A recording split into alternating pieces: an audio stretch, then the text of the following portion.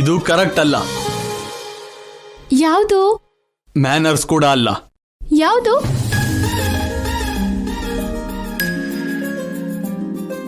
ಅವಳು ನನ್ನ ಡೈರಿ ಓದಿದಾಳೆ ಅಂತ ಹೇಗೆ ಹೇಳೋದು, ಅದು ಶಶಿ ಮುಂದೆ? ಏನಾದ್ರೂ ಹೇಳ್ಬೇಕು ಅನ್ಕೋತಾ ಇದ್ದೀರಾ? ಒಬ್ಬರ ಪ್ರೈವೇಸಿನ ಪಬ್ಲಿಕ್ ಮಾಡೋದು ತಪ್ಪು. ಯಾರ್ ಪ್ರೈವಸಿನ ಯಾರ್ ಪಬ್ಲಿಕ್ ಮಾಡಿದ್ದಾರೆ? ನಿನಗೆ ಗೊತ್ತಿಲ್ಲ ಶಶಿ. ಅದಕ್ಕೆ ಅಲ್ವಾ ಕೇಳ್ತಾ ಇದ್ದಾಳೆ, ಹೇಳಿ. ಏನ್ ದಿವ್ಯಾ? ಅವರೇ ಹೇಳ್ಬೇಕು. US ಅಲ್ಲಿ ನೀನ್ ಕಲ್ತ್ಕೊಂಡಿರೋದಿದೇನಾ?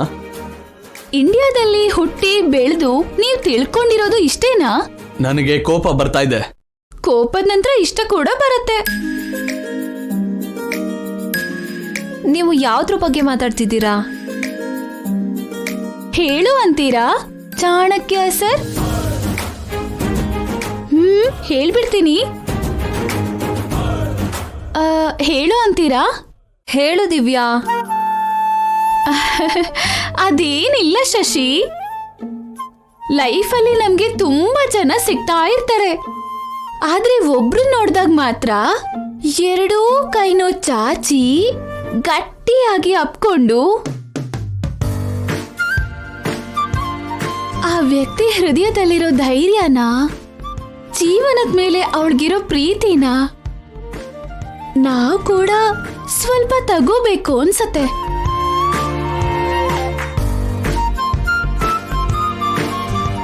ಇದಲ್ಲ, ಏನೋ ಇದೆ, ಹೇಳು ದಿವ್ಯಾ. ಗೊತ್ತಾಗೋಯ್ತಾ? ಗೊತ್ತಿಲ್ಲ, ಹೇಳು.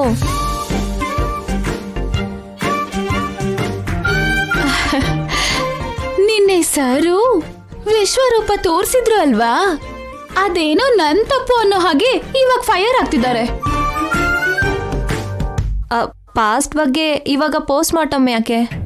ಅದನ್ನೇ ನಾನು ಪೋಯಂ ತರ ಹೇಳ್ದೆ ಅಂತ ಫೀಲ್ ಆಗ್ತಿದ್ದಾರೆ.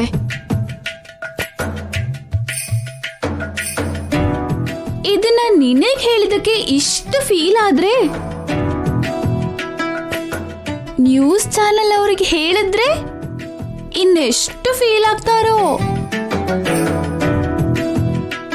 ಹೇಳು ಅಂತೀರಾ ಚಾಣಕ್ಯ ಸರ್? ನಿನ್ನ ದಿವ್ಯಾ,